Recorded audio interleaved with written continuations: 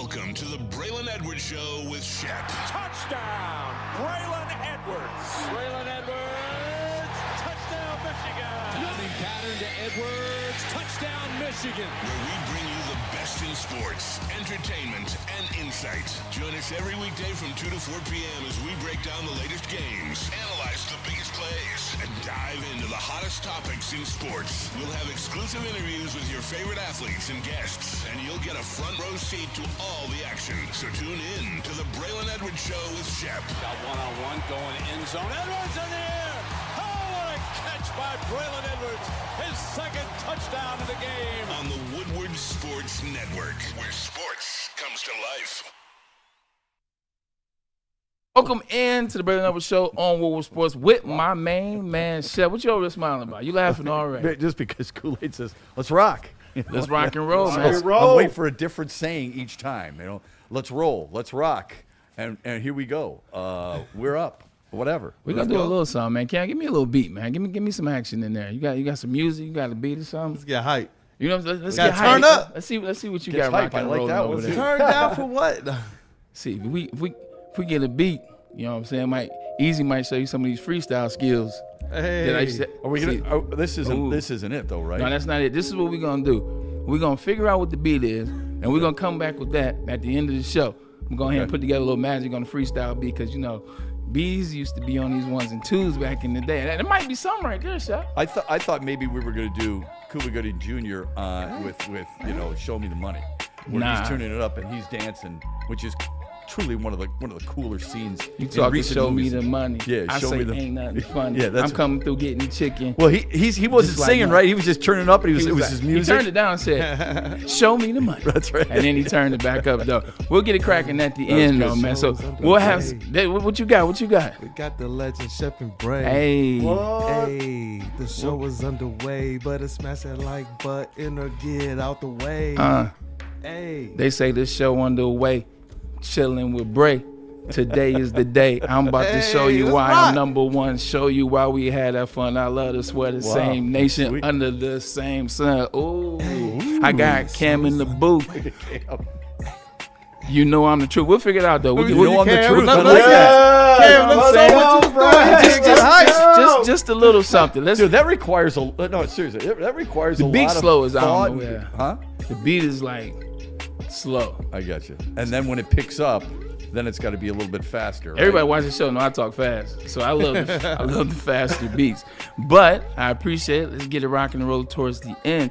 Shep, I couldn't do that, by the way. I could not do It's that. just practice. Yeah, at the end little of the practice. At the end of the day, it's still practice. It's a little practice.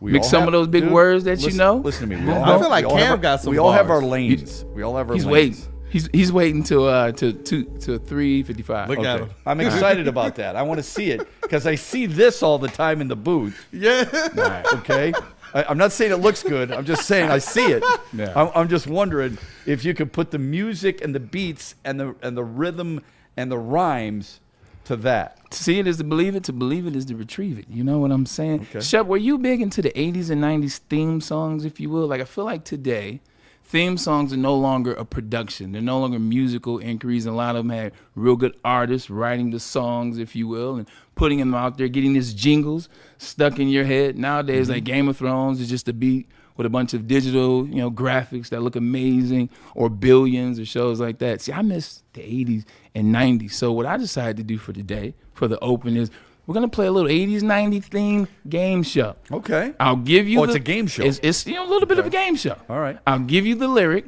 All right. and then you have to be first to tell me what the next phrase is, the next sentence, that follows the phrase I give. I was going to say I'm pretty good. I would say I'm pretty good at that. I can name that tune. Okay. In the 80s. Right. Rock and roll. So you trying to change the game? No, All right. I'm just telling you. This might be a little more challenging for me, but I'm excited to play it. Let's go. We'll start off with an easy one. Everybody knows this one. Wait. Is Cam playing and is Kool-Aid playing? You know what? I'm gonna go to you first. I think this is one you know. Okay. Okay. If not, I'm pretty sure these two individuals, maybe three, Damon in the booth as well, a.k.a. Damon. Kool-Aid looks at me and he just nods. He's like, not? you can do it. I know you can do it. got It's like this. dad talking to kid right now. Son, I know it's the game-winning free throw. I know the cheerleader you're in love with is sitting around with the hand on the shoulder. And everybody is waiting on you. You can do it, son. Look, Kool-Aid. you're the Will Smith of the story, not the Carlton. It's very funny. You should mention that. Okay. You ready, Shep? Let's go. In West Philadelphia, born and raised. I had no idea. Now, what comes next? It's the theme song from The Fresh Prince of Bel-Air. Which I did not watch. Okay, Kool-Aid, I come to you, and I start over, and I say, Now I'm stumped. in West Philadelphia, born and raised. On the playgrounds where I spent most Come on for the win! Damon for the win! What is it? What is it, Damon?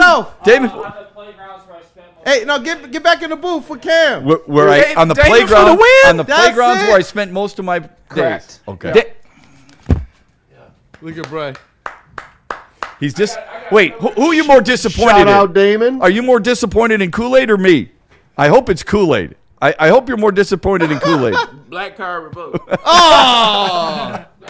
Hey, black card given to Damon. Hey, Damon, we got a barbecue coming up soon, man. We look forward to seeing you. Kool-Aid.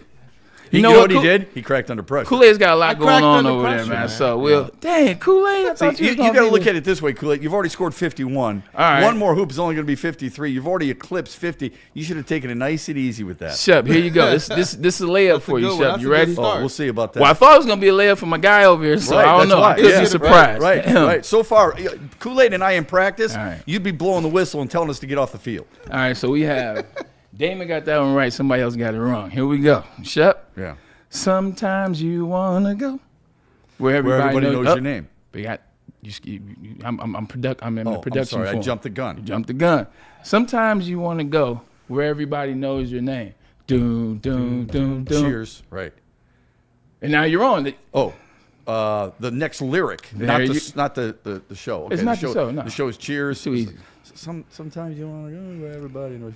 Doom, Where, doom, doom, doom.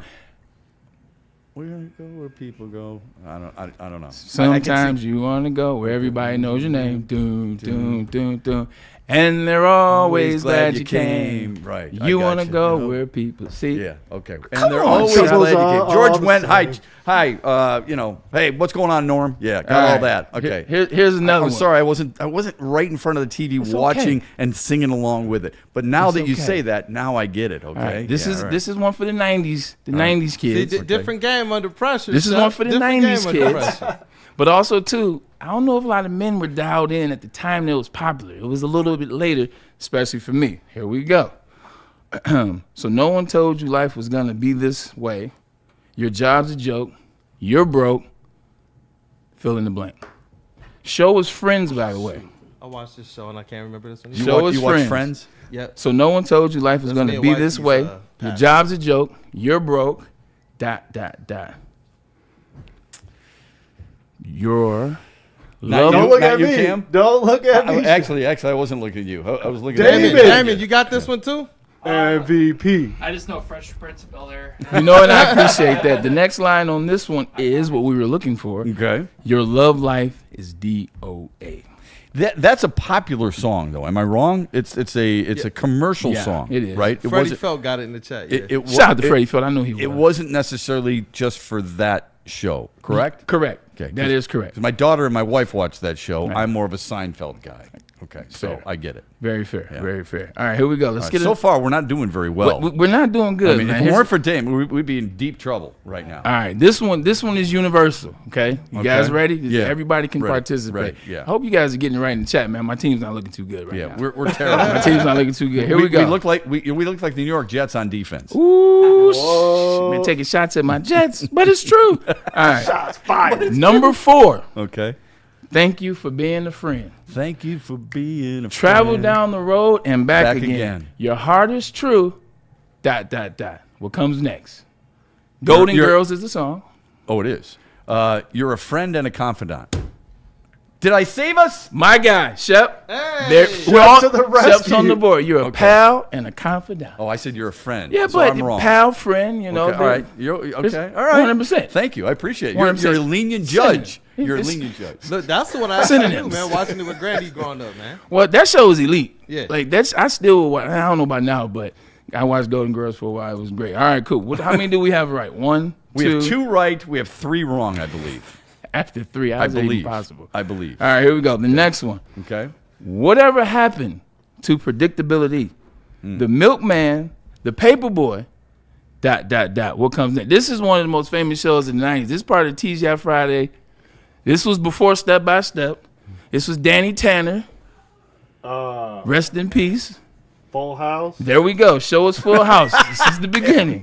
Whatever happened to predictability? Full House. The milkman, the paper boy, the evening TV. That's the next words I was looking for, was the evening TV for Full House. Come on, gentlemen. I should have prepped you guys. I apologize. I I didn't should watch have Full did House. a little bit of prep. I didn't really never watch many watched Full shows. House. I'm about that sport life. Saved by the Bell. Do I have any? Saved by the Bell. Do I have any Saved by the I Bell watched guys? all of these, but it's like the theme songs. All I right, don't here know. we go. Might need Damon to say. So now I even told you the shows. Now that's how you know. Shout out to Zach Morris. Saved by the Bell. I apologize. 100%. I didn't watch that either. I watched that But one you got to religiously. get the part right. Though. Kelly Kapowski. All right, here we go. It's talking about my crush. all right, cause I'm Saved by the Bell. Hold on. If the teacher pops a test, ... What comes next? When the teacher pops a test. Come on, Cam. I don't remember. Come on. The teacher pops a test. Kool-Aid, did Something you watch about the an show? animal that lives at his I house. watched all the shows he said I watched, even Cheers. All right. That was my pop's favorite show. What do you mean even? Cheers? Going in 3, 2, 1. Oh my God! I can't remember that stuff. Kool-Aid, When that the was teacher 30 pops a years test, ago. I know I'm in a mess, and my dog ate out my homework last night. That's how it yeah. goes. The dog ate the homework. The dog ate the homework. Goodness, that's it. You know I feel Zach was so lying, bad. dog, and ate his homework. He just All right, didn't do I it. got one. I got one for you. You ready? Okay, I got one for you too. Not man. good, Okay. Kool-Aid. Not good. You ready? We're gonna do totally categorized here. You ready? Okay. Hey, Lisa Turtle. Fish don't fry in the kitchen. Beans don't burn on the grill. I wasn't done now. I'm just gonna pull excited. I'm gonna pull the Braylon. I'm just Beans don't burn on the grill. right. Then, ... Took a while. Hold on. Say it again. Fish don't fry in the kitchen. Beans don't burn on the grill. Beans don't burn on the grill. Took a while. Something just to get up that hill. Damn. Took a while. See that pressure Just hit, to get. Bray? Well, first of all, at least I still know the word. I'm just missing a word. That's why you're our media encyclopedia, though. I TV tried. and Took a- movie. I would give it to you because of Yeah. being the lenient judge. It's took a whole lot of trying That's what I was just trying to get up that. Trying's a major word. See, I missed it. I would call that a miss. Now we're up in the big leagues, That's easy. getting our turn at bat, which I didn't know that one. As long As we live, it's you and me, baby. ain't nothing wrong with that. Said we're moving on up. That's from the Jeffersons. 100. That was a good one, Shep. Yeah, that's See, not a bad one. You just wanted to stump me back. I didn't think I could. Those two shows, I'm telling you, they would never fly today. Yeah. But All in the Family and the Jeffersons were phenomenal shows. And we all- do got some super chats. All based in the on Family is the first racist that I was cool with. I was like, he's racist as hell, but he's funny. And He's then racist George, as F. And then George Jefferson was the same. 100%. Which I thought was So I like the crossover episodes. I did When they would too. do the crossover episodes. Yeah. All right, here's another one. All right, give it to This is for my younger individuals in the chat. This is a cartoon, by the way. Oh, So I'm okay. throwing this as a cartoon. All right. I want to be the very best. What comes next? I'll sing it like it does in the cartoon. I want to be the very best. Do. It's a cartoon. It's one of the most famous. There you go. It is Pokemon. Who's that? Is that Damon over there again? It is Damon. Damon. I really was only talking to him. I ruled you guys out. It's like me and Damon in like this line of sight right now. I want to be the very best. Like no You're one humming ever it in was. your head right now, Damon. Come on. To catch them is my new test. To train them is my goal. Pokemon. Come on, it's All right. Pokemon. All right, here's one for you, Shep. Oh, boy. You know it's a little older when I say that, right? I know. You know Yeah, I'm for going sure. back a little Yeah, bit. right. All right. Right. They're creepy and they're kooky. They're creepy and they're kooky. They're... No. Yeah. Whoa, is that Damon again? That's the Munster. It is. He's absolutely right. It's mysterious and spooky. They're all together. All in the family. They're all the Addams family. Yep, right? 100%. Right. That was teamwork right there. Yeah, good job, right. Damon. You saved me. 2 more, and we can get the show rocking. This is fun. I just wish next time. I wish we were good at it. Next time I'm cheating. It's really fun to watch football, but it's not fun to watch the Saints. But go ahead. All right, here we go. This one should reel it back in. Kool-Aid, okay? Okay, here we go. Kool-Aid. I'm talking to you. All right, here we go. It's a rare condition this day and age. ... Goodness. Oh, come on. What's that? Family Matters? 100%. Yeah. Golly. I don't remember these theme songs. Like I know it's them. a rare condition this day and age. Has something to do with the free press or the news. Help us out, Damon. Yeah, bought by USA Today. I don't know if that fits. Gosh. It's like I hear it in my head. I can't think of the words. It's a rare condition this day and age to read any good news on the newspaper page. Hey. Love and condition on the grand design. Yeah, that was Family Matters back in the day. That's a man. classic. I got a little carried away. No, I definitely knew the tune right away. Oh, 100%. You chimed in quick. Family Matters. Can you give me the star in that show so I can? Reznor Johnson, Darius McQuarrie, Yeah. Steve Urkel. Basically, it's the Urkel show. Okay. All right. Because I stopped calling Family Matters like when I was like 12. It was like it's Steve Urkel. Yeah, Steve Urkel, the voice of Sonic in the cartoon. 100%. okay. Yeah. Or Stephon Arkell, if you will. I remember that Gibbs. show because it wasn't originally his at first. It wasn't. He wound up becoming a star a little bit later. Yeah, 100%. So it's just some fun. Just Is that the last one?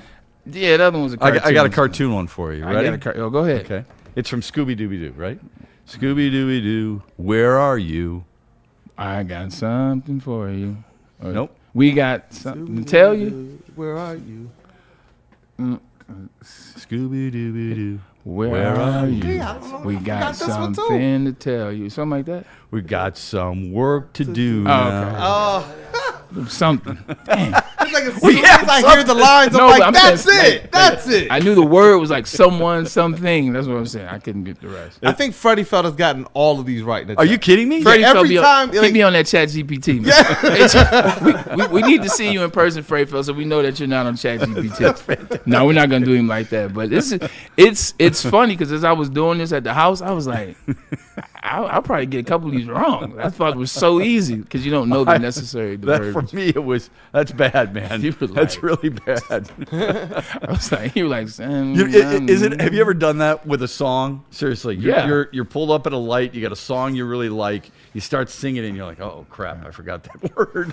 I don't have that word. That's what I like about Spotify now. I'll put it on a lot of times. If I'm on the treadmill or I'm on the stair climber, I'll read the words along to see if it kind of clicks and to see if my version connects with their version, which doesn't always work. I think what happens is everyone, and this is nobody's exclusive, even artists, you sing along and you don't necessarily pay attention to the lyrics. You're paying attention to the beat. You're paying attention to what you think the words are. You're creating, you're closing your eyes, you're doing all this. So you're not looking at the lyrics. So you've grown for years not knowing what the lyrics were or being on the opposite side of it. So no, I like that game. Yeah. It's good. It is fun. We got a different game we're going to debut next week, and it's going to test Braylon.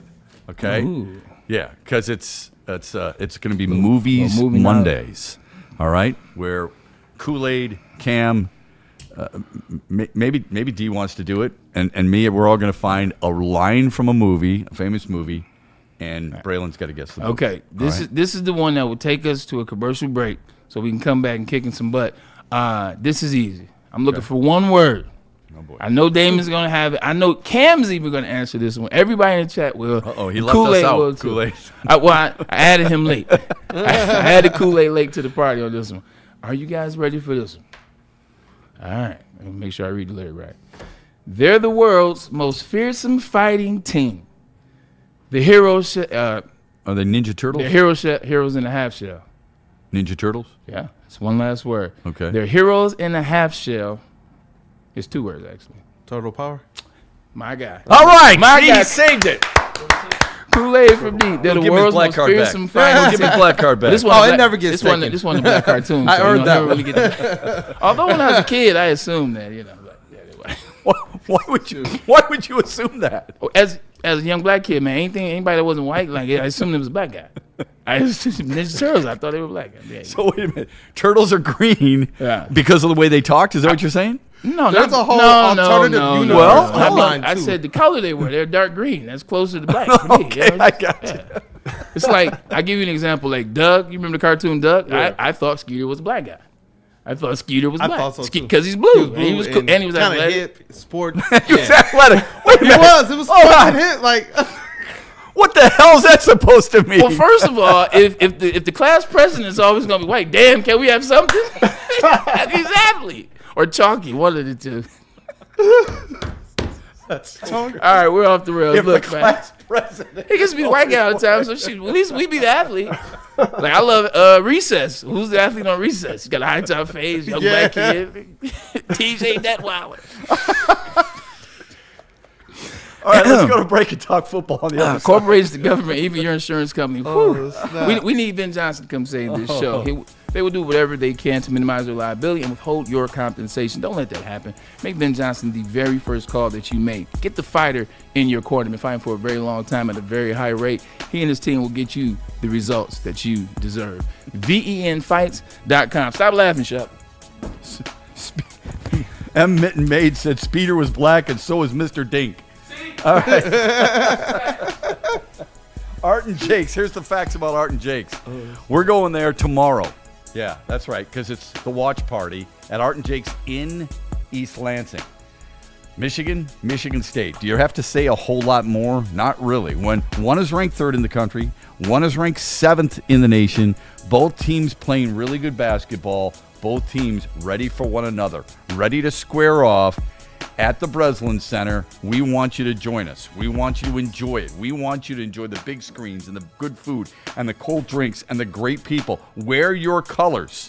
Maize and blue, green and white. It doesn't matter. We just want you there at Art and Jake's in East Lansing for Michigan State and Woodward Sports. Planet Fitness now has even more best-in-class strength equipment. Join today for $1 down and save. We're stepping it up. We're not slowing down. Finding new faith, new focus. Love that new equipment smell. So, you in? Join the club today. Save when you join for just $1 down, $15 a month. Planet Fitness. We're all strong on this planet.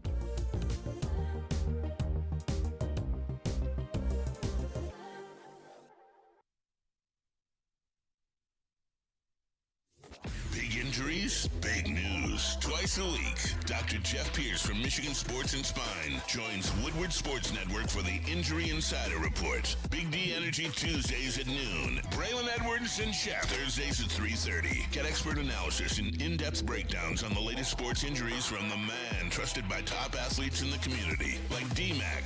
Whether it's the Lions, Pistons, Tigers, or Red Wings, Dr. Pierce talks us through it all. Don't miss the Injury Insider Report with Dr. Jeff Pierce, your go-to source for understanding the impact of injuries on the games and players we love. Only on Woodward Sports Network. Scan the QR code on the screen or go to MichiganSportsandSpine.com to see if Dr. Jeff Pierce can help you. Like a frostbite straight from the divine. Cold rush on my skin feels so fine. Muscle freeze, it's an ache. No side effects, no mistake. Chill Sub-Zero, icy and true. Feel the chill. It's all for you. It's not magic, just science play. Chill Sub-Zero. Speaking of purple and Ninja Turtles, Planet Fitness, where fitness is essential with over 50 metropolitan Detroit locations. Thank you. It is the gym for you. It is the gym for everybody. You have to remember we're all strong on this planet, and that planet is Planet Fitness. No judgment here. Trainers on staff, and then the locker rooms are squeaky clean. Sounds like the gym for you. Pull up the Planet Fitness today where your fitness is essential. Hey, tomorrow when you go to Art and Jake's for that watch party, they're going to have Sun Cruiser vodka iced tea on hand. Woodward Sports is going to be there, of course. But while you're sitting back and relaxing and enjoying the game and hanging out with some good people, Have yourself a nice, cold Sun Cruiser vodka iced tea. It's real vodka. It's real iced tea. It's clean, it's crisp, and it's only 100 calories. Drink responsibly, but enjoy Sun Cruiser vodka iced tea. Welcome back into the Braylon Edwards Show with Shep. Before we dive into football, I'm talking about the Ninja Turtles real quick. I love the 80s and 90s era, how they were able to do that. You have 4 turtles. Mm-hmm. They're each different in something. Mm-hmm. Everybody can see themselves in one of the turtles. Like, if you play this game right now, what turtle was yours? You have the intellects. You got Donatello. The leaders, Blue, like Leonardo. The goofballs, Michelangelo, Orange. And then everybody's favorite, Raphael, who's the aggressor. I look at him kind of like the athlete. All right, so there's 4 of us here. That's why I trended. I want you to be you're the most knowledgeable about the Ninja Turtles. Right. Cam, Kool-Aid, yourself, and me. What are we? Cam is Michelangelo of the 4 of us. Okay, Michelangelo is the what turtle? He's the orange turtle. No. I mean, what is his trait? He's goofball. He's goofball. Okay. Yeah, he's goofball. Like, all of them are cold when it comes to martial arts. But Cam, he's cold. He loves pizza. Like, he's ordering pizza all the time. He's super, but he's chill. Yeah. You know, Cam's if you liked broccoli, instead of pizza, it'd be perfect for Cam. Right. But I get it. Okay. All right. Kool-Aid would be Donatello. Because? Hey, stop. You like Donatello? Because they shut up. He goes, hey, shut up. Donatello. 100% because Donatello was an intellect. Donatello is kind of a co-leader, if you will, too, and all the missions rely on his expertise and what he had researched and what he put together. So it's very fitting for my right hand to be Donatello. Yeah, I like that. Okay. Yeah, all right. Me, I always trended towards Raphael. Okay. I was always like Raphael.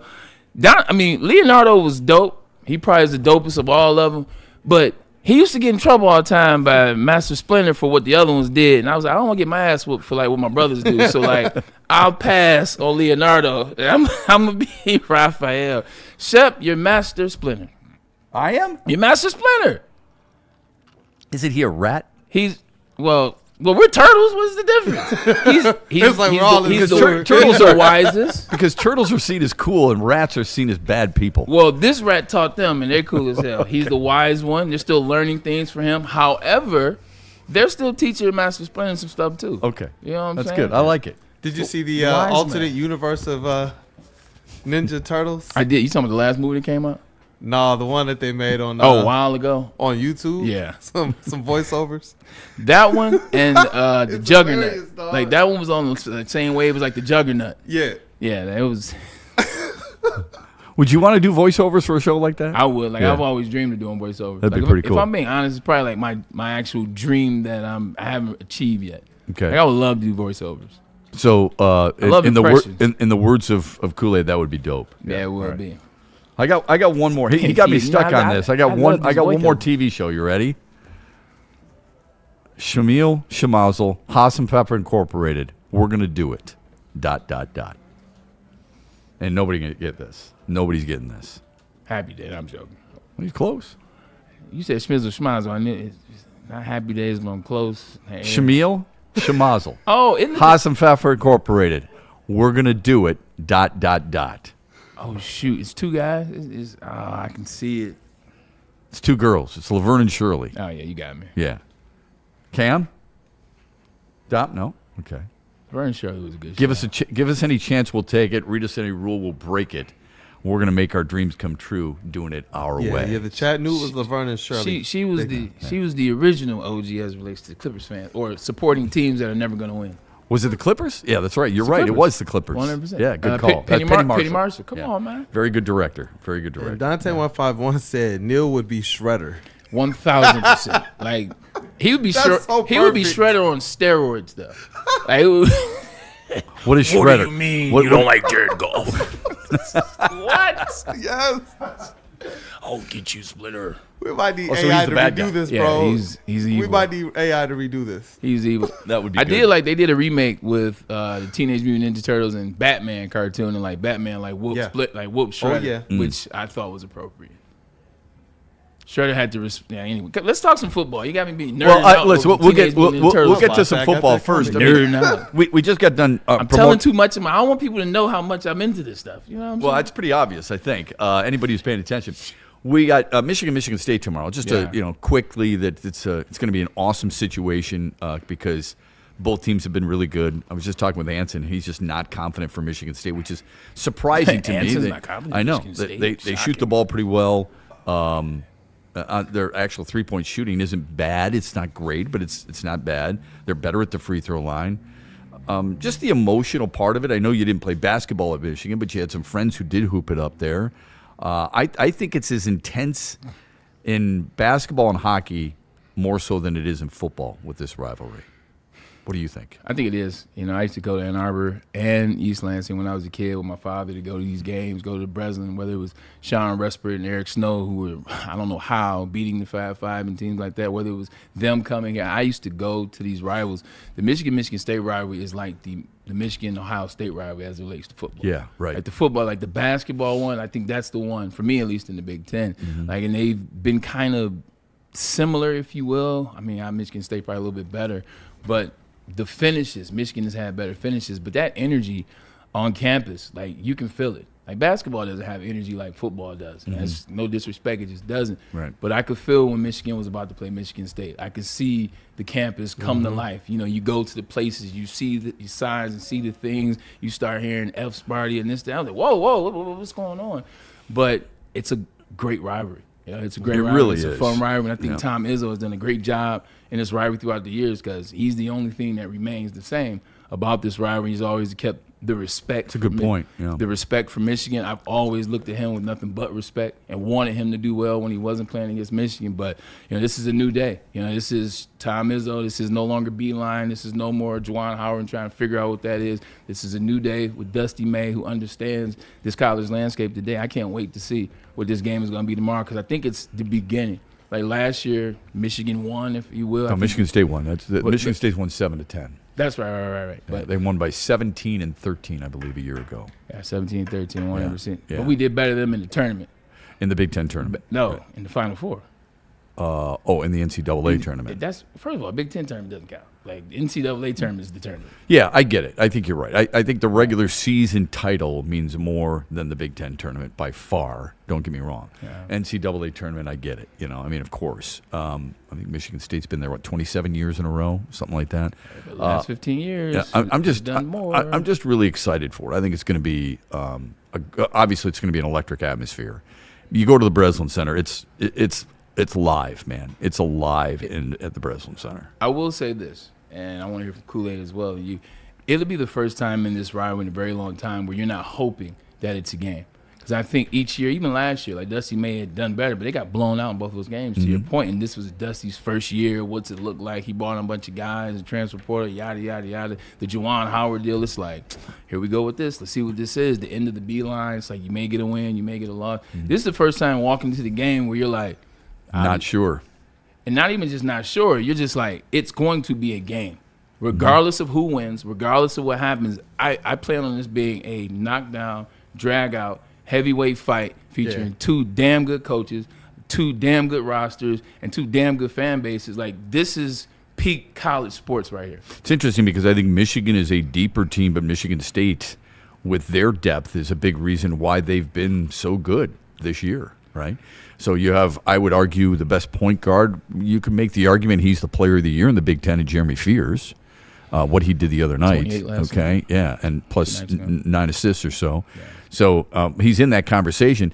The improvement of a Jackson Kohler, the athleticism of a Cohen Carr, and then for Michigan, of course, their bigs are so difficult to handle. So I think it gives you a little bit of everything that I'm really looking forward to. I'm still excited that Michigan's still settling into what this team is. Because last year, this team is a couple guys on this team that's it. This team is still a new team. You see some of the younger guys, the freshman guys, now they're in conference play, like Jackson Jr. as well as McKinney, starting to find their way within this. Been really good. 100%, but find their way within the structure of the team. Not just but within the structure of the team. So, yeah. Yeah, it's interesting because I think somebody I was talking to earlier today said the same thing. They're just not sure Michigan State's ready for Michigan, and I said to myself, or I actually said it out loud, I'm like, what do you mean they're not ready? They played 21 games, man. Okay, you've got, I don't know, a month left. Okay, you've got February left. I'm not sure how many games do you need? If you've got 21 under your belt and you play 30 and change, how many do you need? I think they're both really good teams. Only thing I would say to that comment, to where I kind of maybe understand what that individual is saying, is that Michigan State, we talked about, this is when they get strong. This is when the Tom Izzo factor. This is when it picks up. They call it Izzo March or Izzo, whatever the hell they call it. But this is when Michigan State gets strong. It's not December. It's not even January. It's really the middle of February, finishing out the Big Ten season, and then right before the Big Ten tournament. So to that point, I can kind of see what you mean. Like, Michigan State's not there yet. 2-3 weeks. Like, this one time, he turns that Bunsen burner up. Yeah, 10 games left. Do you think it's, I don't want to say easier, but is it almost a benefit in a rivalry like this to be on the road where it's you against everybody? I mean, the Michigan fans will be a little bit behind their bench and then way up in the nosebleed, just like they do it for Michigan State does it at Chrysler. So that's just the reality of it, okay? Unless people are selling their tickets, and I hope they're not selling it to the opposition, do you think it can be a benefit because you're going to have to stave off everybody? It's literally you, me, Kool-Aid, Cam, and that's against everybody else.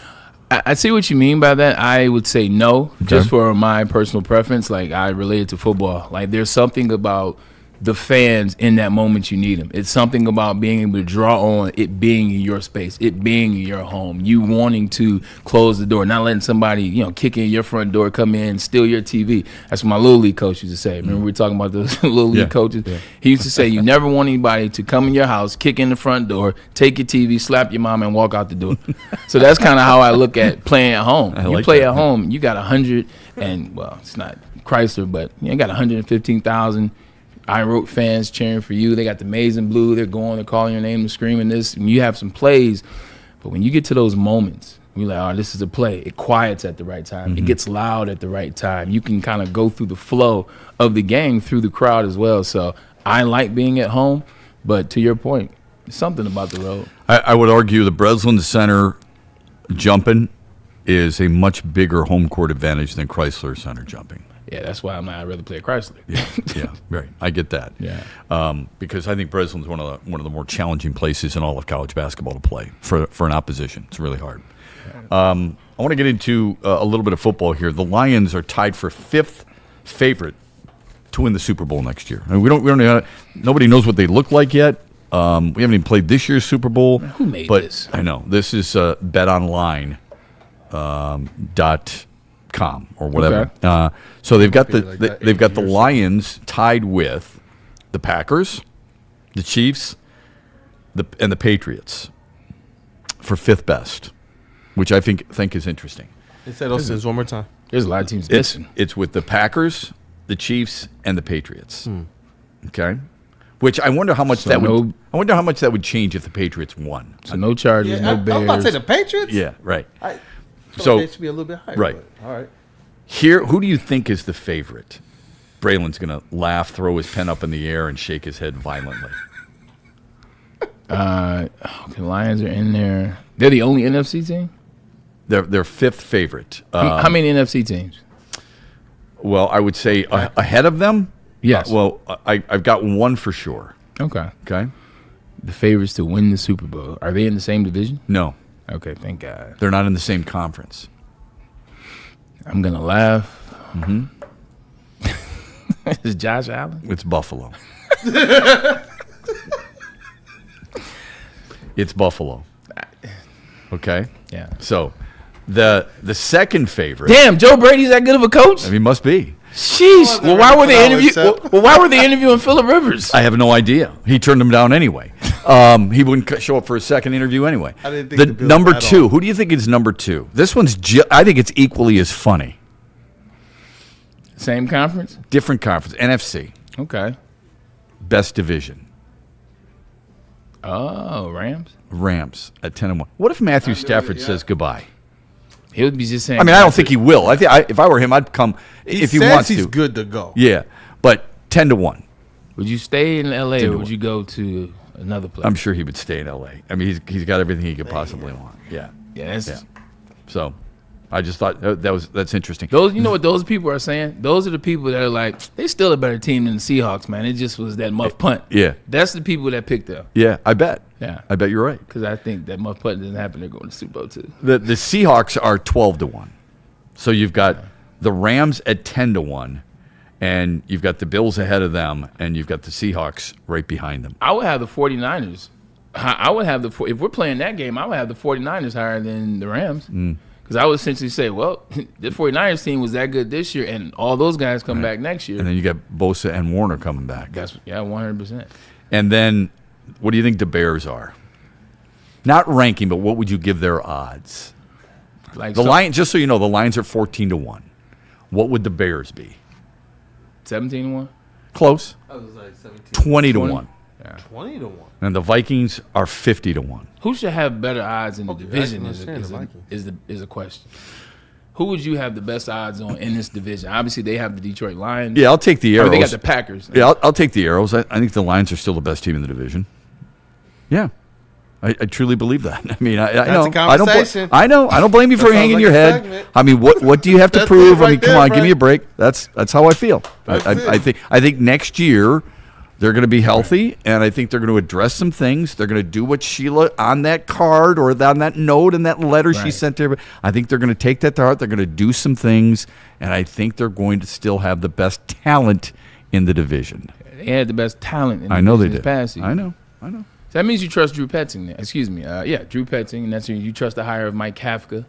You trust where you believe Brad Holmes is going this offseason. You trust the Dan Campbell hire. I got an interesting question about Dan Campbell. Okay. Does him hiring 2 coordinators for this upcoming season, as opposed to hiring 1 coordinator, you got 2. You have an offensive passing game specialist, and you have Drew Petzing, who's the offensive coordinator, and he's specialized in the run game. Mm-hmm. Hiring 2 individuals, does that put more pressure on Dan Campbell? Yes. Yes. Thank you, Shep. Absolutely. You know what? 100%. I'm cool with your answer there. Yeah. He's got to get it done. He does. He's got to get it done this year. Okay? If this is an ugly year, like I'm being honest, like Sheila doesn't give me the vibes that she would fire him. I think it's a little different here. I think, I think it's different. It's not very hyperbolic other organizations. They came in with a plan. They're following the plan. Mm-hmm. Other organizations, if it wasn't C-Lamp, if this failed this year with these 2 hires, they would fire Dan Campbell. Yeah, he would definitely be on the hot seat, if I can use a term from the Dr. Pepper commercial. I think it depends on how you look. I hate the excuses of injuries. I don't think there's – I think San Francisco proved that. Other teams have proved that before.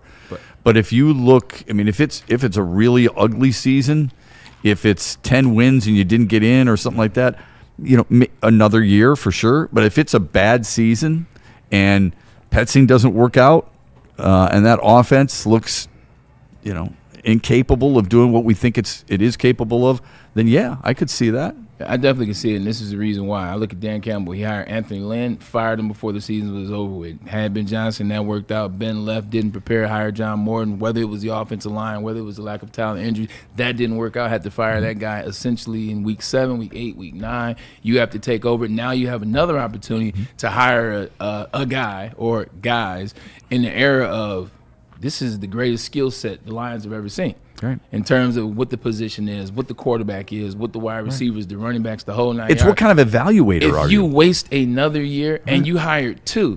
See, if you hire one person, you can blame that one person. Like if I hired an offensive coordinator and it was Mike McDaniel, it comes in here and he does not fit. It didn't fit. I'm not saying I wanted Mike McDaniel, ladies and gentlemen. But you hire Mike McDaniel and it doesn't work. What can you do? You can point to the offensive coordinator's office and say, hey, you got an issue with what the season look like. Go down there to his office. We thought he was going to be the one. He wasn't. You guys wanted him. Now it's a legit blame where you're like, okay, you hired 2 people, one of which nobody knows or nobody thinks they like, and they heard a lot of bad things out of Phoenix. And the other one is a situation where you're like, okay, his name kind of came up in some spaces, and that doesn't work. That looks a lot different when I'm reevaluating in January of 27. Looks like a CYA moment. And on top of that, here's the other problem. And this cannot be ignored. A really good article in the Detroit News yesterday about this. It can't be ignored. As much as we have talked about, hey, listen, they've extended Branch, they've extended Sewell, they've extended various guys, and we wonder, where do you go next? Who do you extend next? The 5th-year option, that isn't this year for Jahmyr Gibbs and Jack Campbell and Sam Laporta, but it is the year after, and Brian Branch.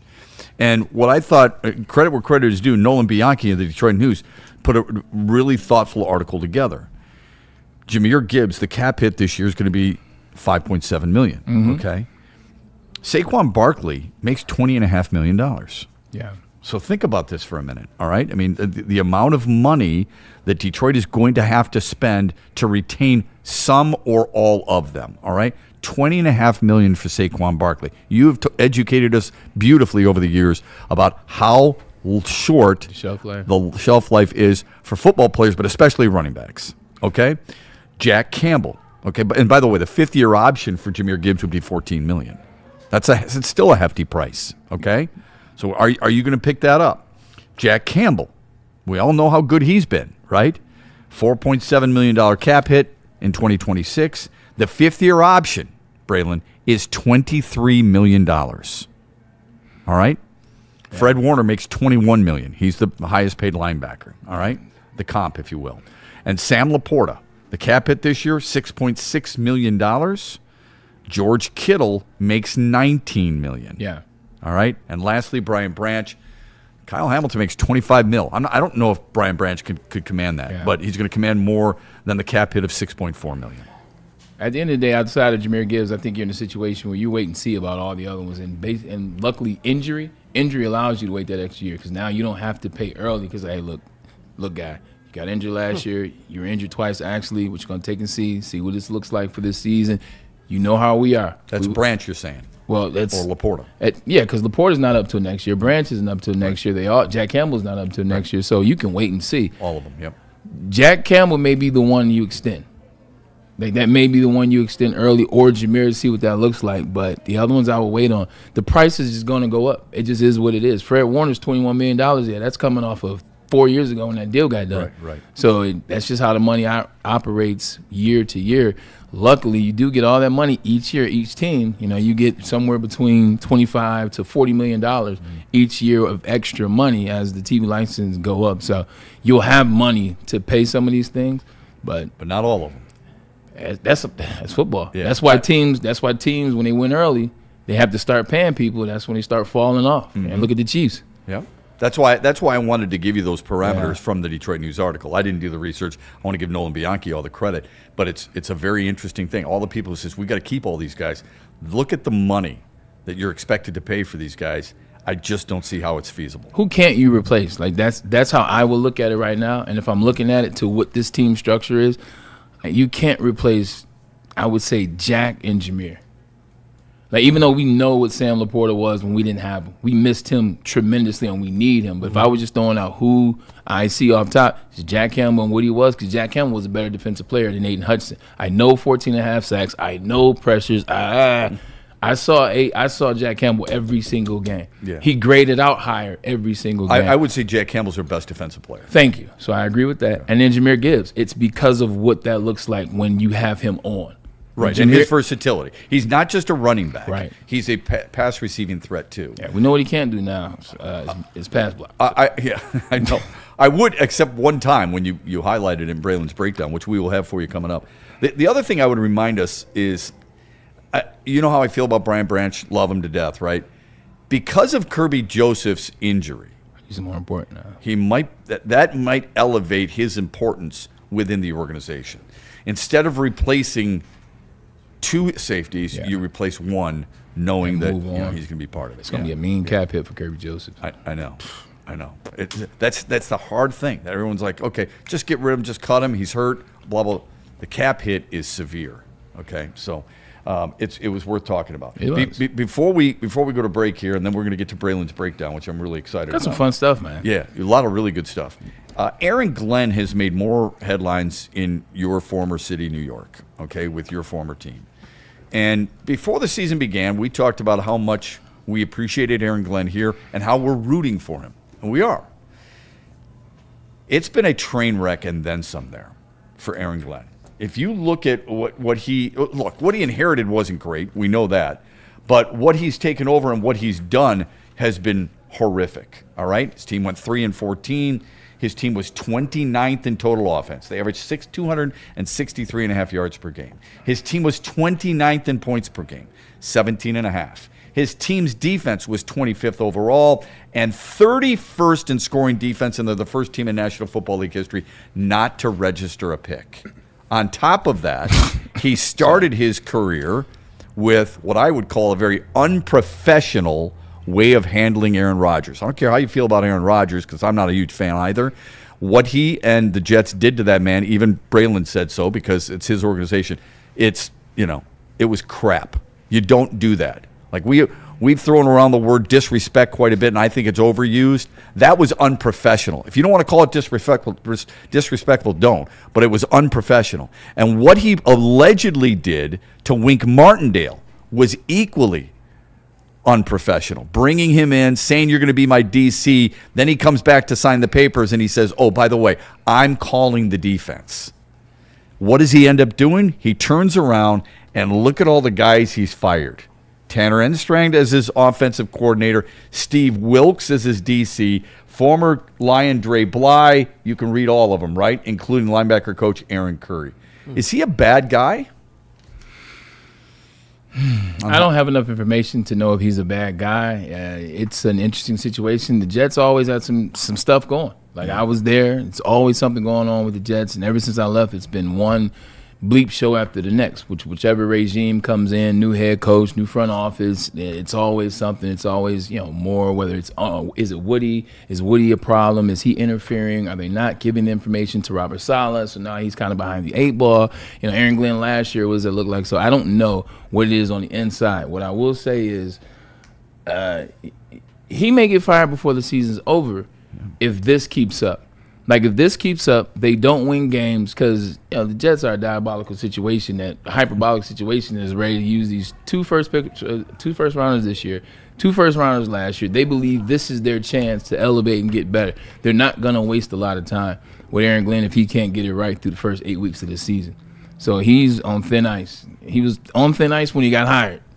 Calling the spade a spade, pun intended. So now your team sucks, and your side of the ball sucks even worse than the other side of the ball, and now you're continuing to blame. He's going to run out of people to blame. Right. Like, when you fire 1, 2, 3, 4, 5, 6, 7, 8, you were disrespectful in how you may have handled the Wink Martindale situation, how you handled the Aaron Rodgers situation. Maybe you just want to be only Aaron on the team. I don't know. But with that being said, you're just going to run out of people to fire. You keep blaming, well, you know what, it was the DB's fault. You're right. You guys didn't throw any interceptions. Your linebackers, they weren't great in the second level. Well, you weren't getting pressure. The receivers were dropping passes. Okay, now that you replaced all that and hired new people, what does this look like? Yeah, no more excuses. He's bringing in a guy by the name of Brian Duker, who's a 36-year-old who has never called any defensive plays. He is going to be the defensive coordinator, and Glenn is going to start calling the defense. I was just about to say, yeah. That's how it's going to work. So you were talking about Dan Campbell and no excuses. He's out of excuses, too. That was fast. Yeah, it was really fast. And look, when all was said and done, Ben Johnson, we ripped on him for taking his shirt off, for saying some of the things and the handshakes and all that other stuff. Some people liked it, some people didn't like it. But he won, and I suppose he gets away with that. Aaron Glenn didn't win. It's magnified, but he doesn't help his cause when he handles things a certain way, or the Jets in general handle things a certain way. I'm glad you put it that way, because Ben Johnson walked into a completely different situation. Correct. That defense was legit. They almost beat the Lions twice, beat the Lions once the year before that. So that defense was good. It was the offense that they had weapons. He had weapons. He had talent. 100%, no a lot of talent over there. Yep. So it's different. But to your point, you can't have as many hiccups as it relates to in the media, being in the media for the wrong thing, saying the wrong thing to players, doing things that people are now looking at as, I don't know if that was a good move. I wouldn't have done it that way. And now having backlash, and now you're having to fire people. So, like, to your point, it's too many things coming out in the news in New York. Like, that newspaper in that place, they don't play that. Well, newspapers, it's many outlets, they don't play that. And they don't want their team to keep seeing in this negative light. So yeah, remember when he took the job, he was talking about how great his coaches were going to be, and experience wasn't all that mattered. He was talking about character. He was talking about guys who he thought were good people, who he could bring in, and he was super excited for his coaching, because a lot of people questioned about Tanner Engstrand. They did. Yeah. A lot of people wondered about that. Steve Wilks has cut his teeth already. But he basically told the media, you don't know what you're talking about. I do. It's a bad moment right now for him. I mean, when we talk about what Brad Holmes, we good, and we don't have to, and making fun. He did the same thing in New York, And people are going to – when you do that, you really open yourself up. You better be careful. One thing that I wish that he would have taken from Dan and paid attention to is Dan doesn't have a problem removing individuals that are not working during the season. Like Aubrey Pleasant did not work. Get out of here. Good point. Anthony Lynn did not work. We love you. And I know I brought you out of retirement. Hey, Lynn, you're gone. Same thing that he did with John Morton. Hey, you're fired, but we're not going to tell everybody you're fired. He did that in the season. So he highlighted what it was, and he highlighted whose fault it was then. AG let everybody get to the end of the season. He let everybody finish, and now he's firing everybody, and now it looks different. It doesn't look the same. It doesn't look like you addressed it when it was going on. It doesn't look like this was really the reason, and you removed that reason. This looks like season's over. They're talking real bad about me. How do I make it look a lot better? Or how do I give myself some rope? I don't know what the timing is like in your mind. You still have some openings out there. I don't know if anybody wants to coach Las Vegas, but you still have some openings out there. At least these guys might have that opportunity to latch on somewhere else. But there are other teams that are finalizing their staff, so maybe, just maybe, I'm trying to look at it with the glass half full here. He's doing them a favor, letting them go now. They get a chance to go on with another team. Who knows what happens? You know, Robert Saleh putting his team together. A lot of different people. Todd Monken now putting his team together. Different guys. Maybe these guys can fit somewhere else in the National Football League. So we'll see. Better figure it out because they're number 2 on the board, and if they're not moving up to get Fernando Mendoza, then they're stuck at 2. And I don't believe they're going to trade their draft capital to get more. Yeah. They're going to draft a quarterback at 2, and that quarterback is who? Trinidad Chambliss? Not Trinidad Chambliss, no, but probably not. I mean, and Dante came back. Dante Moore's going back. So who are you drafting as your quarterback? It's not Ty Simpson. Or I can tell you that Ty Simpson ain't number 2. I will tell you this: the Jets want to take an opportunity and go get somebody that already exists. That's what they're going to do. Yeah. They're going to do that for a stopgap. They're going to use their pick on maybe their best defensive player in the draft. That's what they'll do. Burrow, you trying to come to the Jets? What's up? Oh yeah. He wants to go to that blank show. You want to be in Cincinnati where they don't care about winning? Well, do the Jets make it look like they care about winning? No. I mean, you're the one who said that to me, not me. You're the one who's going to live through it. They don't. So he's damned if he do, damned if he doesn't. Okay. I feel like he's exhausted. All he can get out of Cincinnati. I feel I'd go someplace else, any place else, for crying out loud. I don't know if I leave T. Higgins and Jamar Chase. Jamar Chase, yeah, he and Jamar Chase are so tight. I wanted to get into the Lions' attendance, but we're going to do Braylon's breakdown. We'll save the attendance for after if we have time. Dr. Jeffrey Pierce is going to join us as well. He'll give you an idea on some of the injuries from Sam Darnold and a few others. I'm really excited for Braylon's breakdown, and we'll get to that after this from Sharon's Heating and Air Conditioning and Jack's Car Wash. Sharon's Heating and Air Conditioning, I just saw some trucks drive by thinking to myself, you got nothing on Sharon's Heating and Air Conditioning because they are so good at what they do, and they are, well, quite honestly, they're experts. You can't say that about everybody. Sharon's Heating and Air Conditioning have been doing it for over 40 years with reliable service, treating customers right, making sure that your heating system runs safely and efficiently all winter long. We don't know how much winter we have left. We do know this. It's cold today. It's going to be cold tomorrow. It's going to be cold all weekend. We want you, and Sharon's Heating and Air Conditioning want you to stay warm. You do that by going to their website, sharonsheating.com, or calling them today, 734-238-3805, and tell them the Braylon Edwards Show sent you. All right, speaking of the best in the state, that is Jack's Car Wash with over 40 locations around the great state of Michigan. It is the car wash for you. And the sun, ladies and gentlemen, it's peaked over the horizon, so time to pull up to Jack's Car Wash where we'll even get you a free car wash. Text WSN to 888-522-1729. Get your car spick and span. But don't forget, man, you sign up for that unlimited plan, $29.99 per month. You get free vacuum, free compressor. You get all the things to keep that vehicle looking smooth as you know what. See you at Jack's Car Wash soon. Fitness now has even more best-in-class strength equipment. Join today for $1 down and save. We're stepping it up. We're not slowing down. Finding new faith, new focus. Love that new equipment smell. So, you in? Join the club today. Save when you join for just $1 down, $15 a month. Planet Fitness. We're all strong on this planet.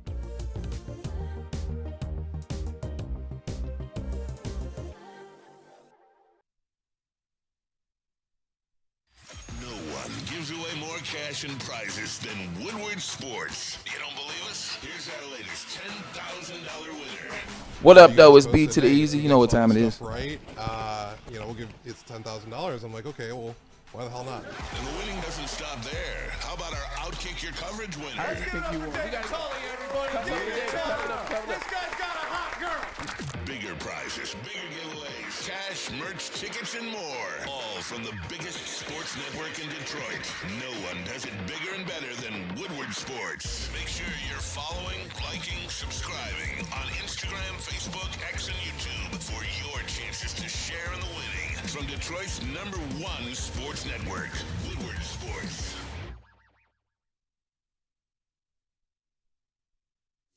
Big injuries, big news. Twice a week, Dr. Jeff Pierce from Michigan Sports and Spine joins Woodward Sports Network for the Injury Insider Report. Big D Energy Tuesdays at noon. Braylon Edwards and Shepard Thursdays at 3:30. Get expert analysis and in-depth breakdowns on the latest sports injuries from the man trusted by top athletes in the community, like D-Mac. Whether it's the Lions, Pistons, Tigers, or Red Wings, Dr. Pierce talks us through it all. Don't miss the Injury Insider Report with Dr. Jeff Pierce, your go-to source for understanding the impact of injuries on the games and players we love. Only on Woodward Sports Network. Scan the QR code on the screen or go to MichiganSportsandSpine.com to see if Dr. Jeff Pierce can help you. Like a frostbite straight from the divine. Cold rush on my skin feels so fine. Muscle freeze, the ache. No side effects, no mistake. Chill Sub-Zero, icy and true. Feel the chill. It's all for you. It's not magic, just science play. Chill Sub-Zero. If you are looking to take your relaxation to the next, I'm just playing. I know that you guys are. So scan that QR code so you guys can book your visit to the Massage Chair House in Bloomfield Hills. It's the largest massage chair showroom in the Midwest, featuring top tier brands. Remember these names like Infinity and Osaki. This is your destination for premium comfort and cutting edge wellness technology. Experience the difference with Dr. Eric Duncan. He is the Wellness Doc and creator of the #1 YouTube channel for massage chair reviews at the Wellness Doc. So again, book your visit today at massagechairhouse.com or simply scan the QR code on your screen. Massage Chair House. It's not only your ticket to ultimate recovery and relaxation, I think it's your best bet. And doubleheader tonight, Detroit sports. Red Wings are playing right down the street on Woodward, whereas our Pistons are in the desert fixing to play the Suns. With that being said, you can place any bet up to $1,000. If you lose, you get that bet back. All you gotta do is scan this QR code, enter the code Woodward1000, and if your first bet doesn't hit, you get that deposit back up to $1,000. That's right, $1,000 bet. Minimum bet $20. Download the Caesars Sportsbook app today, the official sportsbook of Woodward Sports. Use code Woodward1000 or scan the QR code on the screen. And we back. Are we doing chill medicated right here? Chill medicated, yeah or nay? Oh, what'd you say? Chill medicated, yeah or nay? Yeah, let's ride with chill medicated. Go chill medicated up there real quick. Look, everybody, we all have our aches and pains, and welcome back to the Braylon Edwards Show. By the way, that was a little bit unprofessional. Welcome back, Braylon Edwards Show with Shepard. Second hour, Braylon's Breakdown. But before we do that, Braylon's Breakdown is sponsored by Chill Medicated. Look, we all have our aches and pains in life that we want to deal with. You know what? The best way to deal with them is Chill Medicated, featuring a lot of their topical products, whether it's the Relax Topical Body Rub, the Extreme Topical Body Rub, the lotion, the Max Topical Body Rub, or the Chill Medicated Sub-Zero Roll-On. And I'm not talking about Mortal Kombat. They make you feel good. They warm the body up, they warm the muscles up, and they get you right. And the best thing about it is Chill Medicated's line of topical products are non-transdermal. Layman terms, you won't get high. ChillMedicatedCBD.com. All right, I'm excited about this today. And they work, by the way. They do. Yeah. Like I'm not blowing smoke. I actually do use them before and after the gym, especially this one actually. This is my favorite to throw on at night. I gotta throw this on, rub it in here. Feels good, man. Gives me some relief, if you will. Yeah, it's because your triceps are overdone. Let Doc tell you. Too many triceps on top of triceps. Whoa! He wants to move on from that Kool-Aid as quickly as possible. Come on, get to the football stuff. All right, look, hit pause on this. Super Bowl is set. Is Seattle Seahawks versus the New England Patriots. We'll show New England Patriots highlights tomorrow. We'll break down some of them film. Today, we will focus on the Seattle Seahawks and the resiliency that is Sam Darnold. On this play, you'll see zone. They're in the red zone, 14-yard line in the red zone. Rams will play zone on this play. This is a touchdown right here. This was the game-winning touchdown, if I get it right. Cooper Kupp. All right, playing zone, hit play. Cooper's right here. Jackson Smith and Jigba on the inside. We'll watch the play. Boom. He catches it, gets big, scores a touchdown. Why does that happen? Rewind it back. When you put the best receiver on the field in the slot on this play, he's the inside guy, whether it's Jackson Smith and Jigba, whether it is Amon-Ra St. Brown, Puka Nacua, the focus from the linebackers and the safety will be on who? It's going to be on JSN. And what you'll notice, JSN goes down, he takes it in between the hashes, and then you see Cooper Kupp will widen to give him some space out here. All right, hit play. JSN goes in, takes 3-man with him. There's 1. There's 2. You see, he put him in the hezzy. Go back to the backer. This is all they were trying to do. This is why the touchdown works. Hit it one more time for the rewind. Pause. All right, this is the linebacker right here. This linebacker should be focused on Cooper Kupp, but instead he's focused on who I would be too. JSN, you'll see him hesitate. The hesitation is what keeps this area open enough for Cooper Kupp to catch it and get in the end zone. Hit play. Watch the hesitation. Do that. Not everybody knows who those guys are. But when you're saying Amon-Ra St. Brown's name 90 times a week, well, man, I hear you. Stop saying St. Brown. All right, here we go. This is a touchdown by Bobo. Now, keep it in pause. They keep it in zone. Reason why they're playing zone, they had a lot of DB injuries towards the end of the season. They're trying to play zone so that they can just rush forward. Hit play. Bobo backside, tight end route.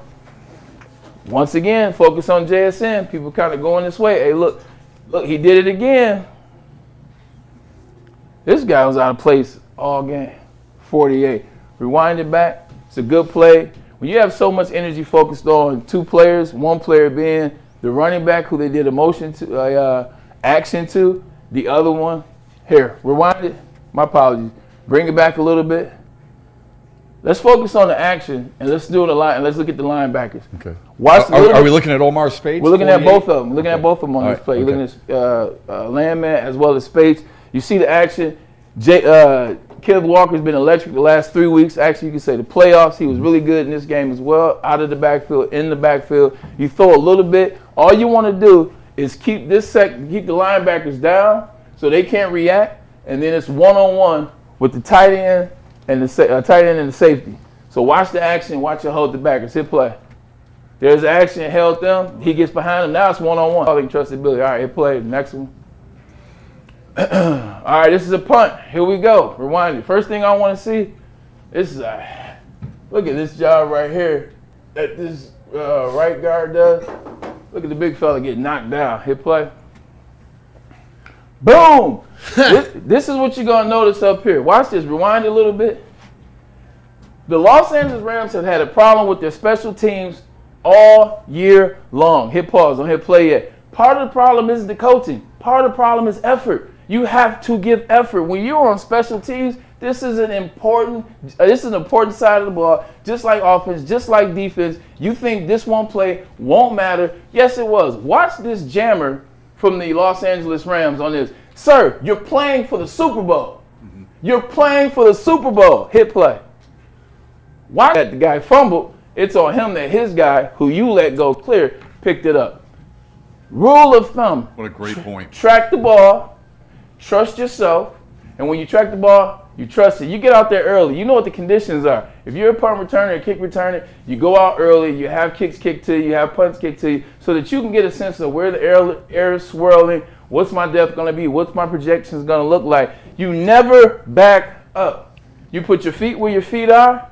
And once they're there, once they're planted, if you're going to back up, you take an angle like this or you take an angle like this and you don't go past the 10. You do not have your feet planted.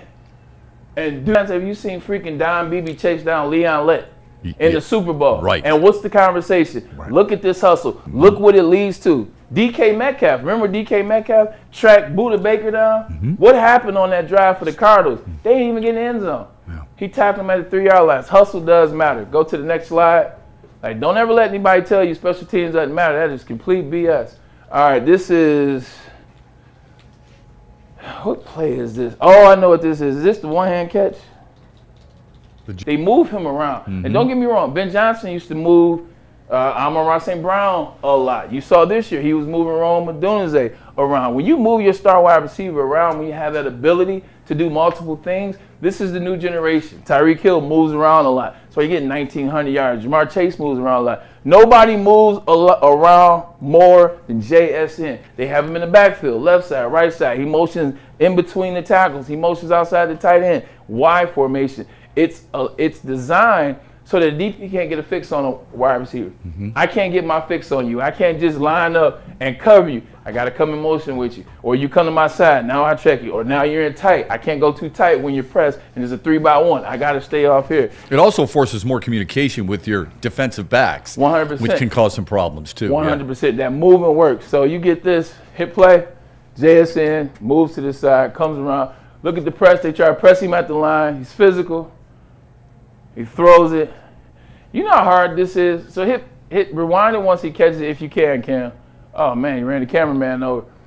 Like, not only did he catch with one hand, he caught it with one, left it in with one, but look at the defender on his back being able to hit his arm. Do you know how strong your arm, your forearm, the grip on the ball, your hand, your grip strength has to be to still be able to hold on to this ball? Hit play.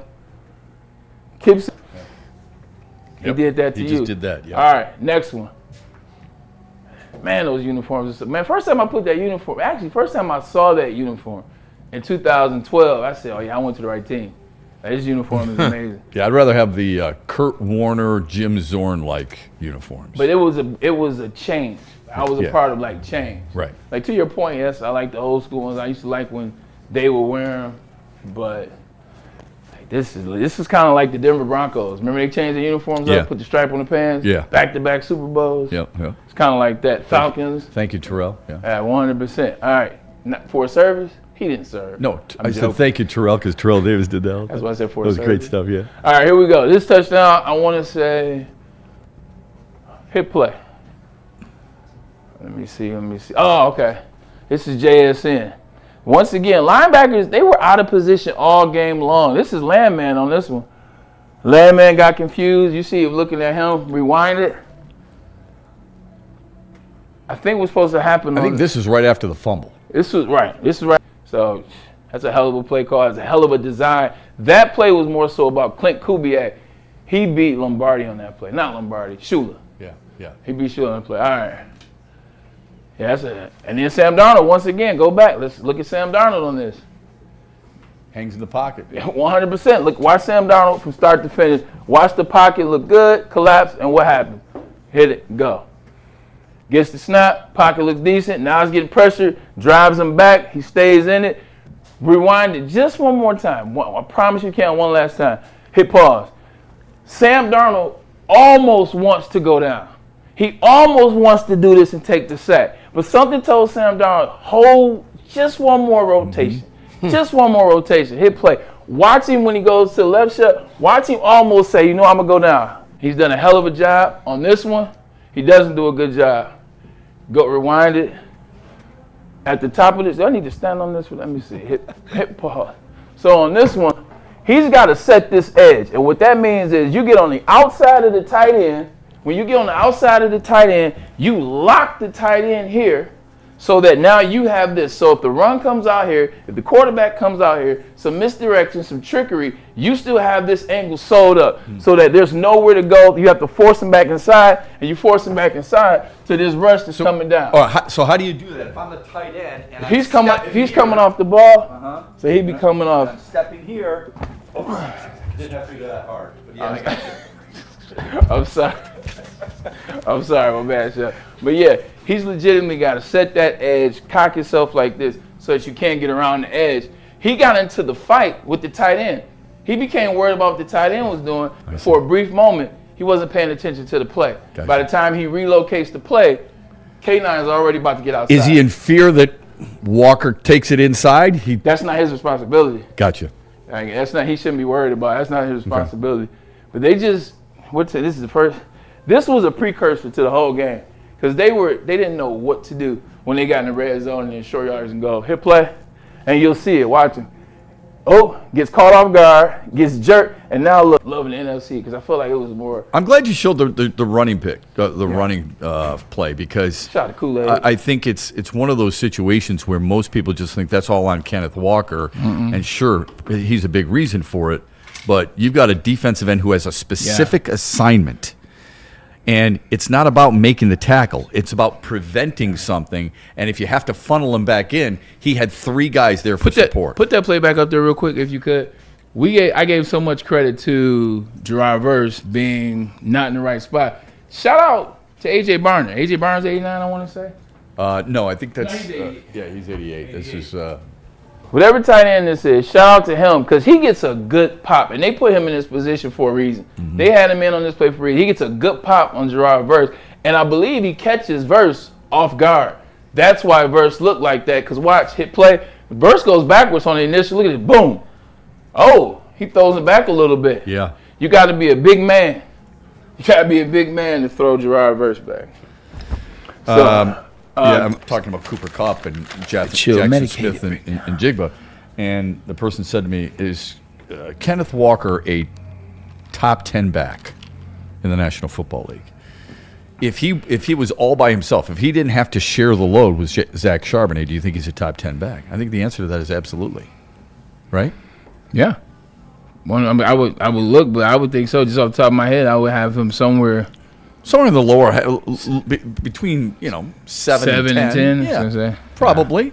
Because just off the top of the head right now, there's Bijan, there's Jameer, there's CMC, that's the 3. Now, how do we? I was going to say James. Saquon. That's why I would say Saquon. Yeah. James Cook. That's 5. Jonathan Taylor. That's 6. Okay. I mean, no in particular order right there. Okay. I would say. Achane. I would say Derrick Henry. Yep. Okay. I still think Henry's ahead of him right now. Okay. But that could change this year. Okay. So the only other Kyron Williams, maybe? I don't know. I'd say he's better than Kyron Williams for how the Rams use Kyron Williams. Okay. There's a lot of times that you forget Kyron Williams is the feature back for the Los Angeles Rams. The only other one I could think of is maybe Breece Hall. Off the top of our heads. I mean, that's all we're thinking about. But it's a good debate. A healthy Josh Jacobs. He's doing this now? I would think he's doing this a little bit. Yeah. So he's in the conversation. We don't know what he would be like if he got the lion's share. If it was just him and him and him and him and him and him. I think Achane he's so underrated. He's way underrated. You know what his issue is? He's in a franchise that is a bleep show. One of those bleep shows. Absolutely. But so is Breece Hall, and he gets some love. True, but I think it's people overlooking him. I agree. Breece Hall is really good. Breece Hall, because of his frustration, he lets them spill out into press conferences, into on the field, into things. And so now you look at it a little bit differently. Where would DeAndre Swift be? So I like DeAndre Swift. 11 to 15? Yeah, he's probably closer to the 15 area. Where's Ashton Genty eventually going to be? I don't know. Those are all good. Look, end of the season showed me that I don't know if it was worth the pick, but there is an amazing talent there that if they do right by him, it could be a problem. Yeah. So he had a couple plays in the last 3 games where you're like, that's Genty you're talking about. Yeah, Genty. Yeah. That's that Boise State stuff. Yeah, that's what they're talking about. Jalen Warren's a pretty good player. I'm not saying he's a top 10 back, but I like his versatility. He's like probably Chase a little bit lower him. than 15. But I like Chase Brown better than Jalen Warren. Yeah, there's another name. All right. Yeah. So all in that area, but Kenneth Walker I think is better than the guys we just brought up. Okay. We want to get to Doc. Travis Etienne. That's Travis Etienne and Kenneth Walker are in the same tier. I like it. That's the tier he's in. I would agree with that. Yeah. But 10, I think 9, 10, 11, somewhere in that mix. Fair. Yeah, I would agree. Okay. I like that. It's a good spot and a good spot for the position. We're going to talk with Jeffrey Pierce coming up here on the Braylon Edwards Show. And until he gets in here, we're going to visit the attendance situation in the National Football League, where the Lions rank and why they rank where they do. Because the tickets cost $1 billion. That's after this from Dr. Pierce and Buddy. Attention sports fans, don't miss expert sports injury insights from the man, the myth, the legend, Dr. Jeff Pierce of Michigan Sports and Spine. Catch him every Tuesday on Big D Energy, as well as Thursdays right here, as in today, on the Braylon Edwards Show with Shep. Trust the guy we trust, and that is Dr. Jeff Pierce. Whether you got any type of injury, anything, or bruise, or sprain, doesn't matter where it is, Doc can take a look at it and let you know what's going on, and then let you know what the recovery process and what the therapy process should be. Get in touch with him at MichiganSportsAndSpine.com or call 248-426-9944. If you're having a Super Bowl party, you're going to need something catered, right? Buddy's Pizza is perfect for that. The Detroit style, the original Detroit style pizza, has 20 locations throughout Metro Detroit. The menu packed with their fantastic signature award-winning pizza. They've got their salads, their home-style pastas, and a whole lot more, and they want to make it a hell of a deal for you. Light in the wallet, heavy in the stomach because it's so good. Save 20% off your next catering order of $200 or more when you order with the promo code Woodward20. That's Woodward20 for your next catering needs. It's Buddy's Pizza. Thank you to all the fans for making Woodward Sports your #1 online destination for Detroit sports. We promise not to drop the ball.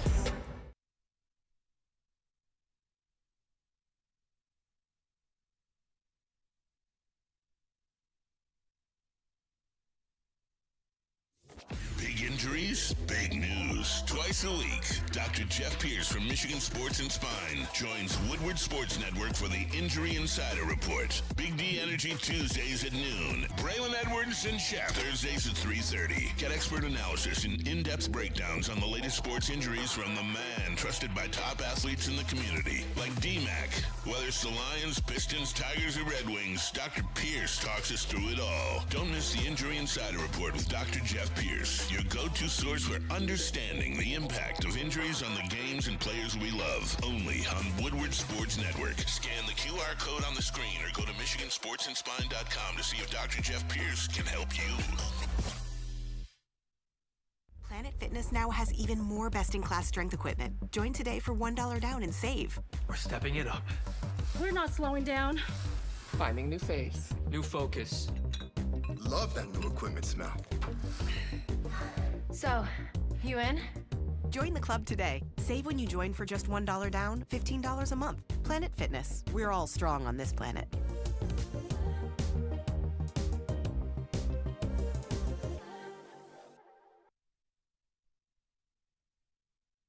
Like a frostbite straight from the divine. Cold rush on my skin feels so fine. Muscle freeze, the ache. No side effects, no mistake. Chill Sub-Zero. Icy and true. Feel the chill. It's all for you. It's not magic, just science play. Chill Sub-Zero. Head to WoodwardSports.com and click on Shop. Get the latest in Detroit sports apparel and exclusive Woodward Sports gear. WoodwardSports.com can get the whole team outfitted. Love the Pistons, Red Wings, and Tigers? We got something for you, too. Shop online at WoodwardSports.com. You better bring yourself home. Looking for dinner plans that sizzle? Head to Black Rock Bar and Grill, home of Steak on the Stone. Rock this Valentine's Day with the hottest steaks around. The only thing hotter than your date is the steak on the stone.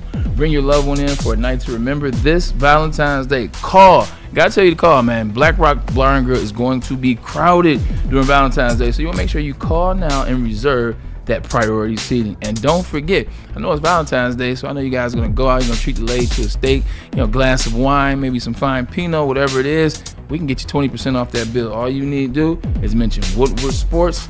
Just say you're one of our listeners. Let us know. Give us some love out there, and we'll get you some love. It's not just a meal.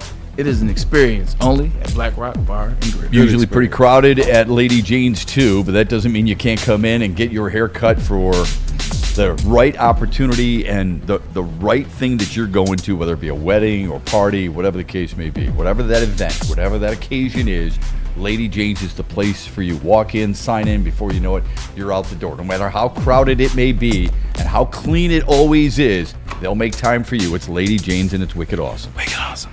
And we back. Okay, we got Doc coming up here, right? So we'll do that. I was in the here wrong in a moment. side of that commercial. Doc is gonna join us here shortly to talk over some of the key injuries coming up in the Super Bowl, specifically with Drake May and Sam Darnold, and then maybe dive into a little Brian Branch too.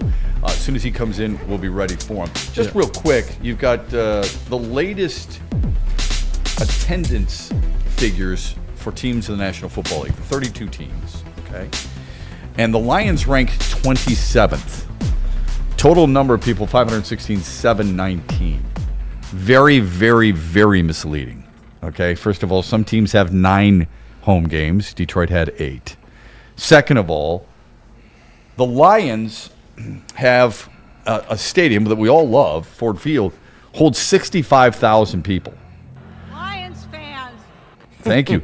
That is the 3rd smallest football stadium in the National Football League. Okay? Oh, wow. The only 2 stadiums that are smaller, Chicago at 61,500, Arizona at 63,400. Okay? So it's really tough for Detroit to climb the heavy, heavy ranks in this league. The number one, which team or which stadium do you think is number 1 in attendance or capacity?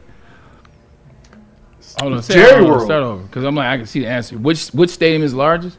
Yeah, who's got the largest stadium? Oh, it's AT&T. It's Dallas. It's not. In that case, it's Minnesota or Falcons? It's the Giants. It's Giants and Jets. What? 82,500. That's more than that. I've been to Dallas. Jerry's. So high. Yeah. It's like 90,000. It's got 8. It's 80,000. Oh. At least that's the latest numbers I got. At WrestleMania, they told me it was 115 people. So the Giants are number 1. The Packers at Lambeau Field is number 2 at 81,440. Then it's Dallas. Then it's Kansas City, and then it's Denver. Look up there. What the largest capacity? Dallas, Denver, Kansas City, Jets, Giants. Those are the largest. Green Bay's down here. Those are the largest stadiums. Okay, I mean New Orleans is 7th. They've got the 7th largest stadium in the National Football League, and they're ranking 23. So people aren't going. Detroit's still playing at a percentage of capacity at well over 95%. There's just only so much you can do when you hold 65,000 people. Remember, in 2023, which by the way, doesn't mean that it's quiet. 2023, they hit against Seattle 127.5 decibels. It was at the time a record. They broke that record in 2024 when they had a record of 133.5 decibels against the Rams in the playoff game, in which they drew 64,850, by the way. And then against Tampa, they broke another record for decibels, 134.3. Yeah. So I think this is really misleading. Has nothing to do with the fan base. Look at how well it travels. Remember what Mickey Loomis said, the New Orleans general manager, when Detroit invaded there. The fan base is rabid. It's as rabid as any team in the National Football League. They're just limited because of the size of the structure. Yeah, at the end of the day, when you play in a dome, you're going to be louder than you're outside. So well, that's a good point. That's age, though. Like, the Pontiac Silverdome is the loudest thing I ever heard. Same. Well, 1,000%. It's a dome. Because legitimately, the energy starts on the ground, it bounces up, and it comes back. Like, I remember playing Minnesota my sophomore year in college. Mm-hmm. And the Hubert Humphrey Dome. This is before that news thing. God, that thing was a trash. It was trash. That's why what happened to it is only fitting that it went out that way and blowing up with the snow. Yeah. But it was so loud in there, and it wasn't even full. I know.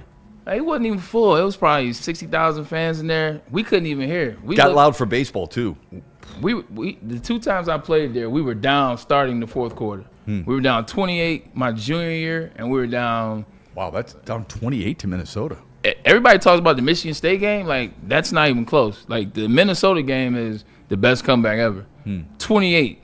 We scored the first play of the 4th quarter, so technically 21. Still. But it's like, what was that? Super Bowl. 28-3? Yeah. It was 35-7. Wow. And we won. Came back and beat them. Chris Perry had 100 and... Who was the coach for Minnesota? Do you remember? Of course. Glenn Mason. Was it Glenn Mason? Glenn. Former MAC coach. Okay. Yeah. All right. 28. We had the slowest pick six in the history of pick six. So here's a great story. So we're down 14 at this point. It's about 8, 7, somewhere in there, 7.5 minutes left in the game, and one of our safety gets hurt. Charles Drake, rest in peace. He gets hurt, comes to the sideline, and they're trying to get another one of our young up-and-coming players in the game, and he can't find his helmet. And Jacob Stewart, Ypsilanti High School, same class as me, had just came back. He just was kind of getting acclimated to the presence because he had been hurt. He legitimately just runs in there. He didn't wait to be told to go in. He just runs on the field. They had to put him in position. Lo and behold, on that play he was in there, quarterback Asad Khalik threw the ball to him, interception. I'm talking about No kidding. It was only a 24-yard pick six, yo. It took him 30 seconds. Plus another 30 seconds once the monkey jumped on his back. It was like, get in the end zone. Like, it went from like, yes, yeah, what are you doing? Run. So, but he scored. We're down 7. Did he play at all the rest of the game? No. Special teams he did. So he goes in. Yeah. Without being told. Yes. Gets a pick 6. Yes. That's it for him. He for wasn't defensive snaps. He wasn't supposed to be where he was at. So it was like a lucky pick. Same thing Sean McVay said about Seattle. Yeah. They weren't even supposed to be right there on Kyron. Technically, he got lucky. He got a pick 6. We thanked him, gave him a big hug. All right. You sit right here. Shout out to Put Jay a headset Stu. on so you can hear what the rest of us are going to do. Yeah, Jay Stu. So then Chris Perry ended up scoring, and then Gary Reeves sealed the deal with a field goal. That's awesome. In regulation, by the way. Really good. Really good stuff. Yeah, but you're right. I mean, that place was I was there for baseball and for football. Ooh, the and it was I called it a trash can at the time. I was doing a sideline report for a Lions-Vikings game, and some guy heard me. I said, "This place is a trash can." It is, because it was. Agree with you? It smelled. No, the guy was like, "Hey, this is our stadium." I said, "Your stadium needs to be blown up, dude. You need a new stadium." That's probably how people used to come to see whoever the Red Wings were playing at the Joe Louis. Saying the same thing. Little nostalgia there, but yeah. Not if you don't play there. It wasn't a great place. You wouldn't take somebody there. You're not taking your buddy there and going, "Look at this."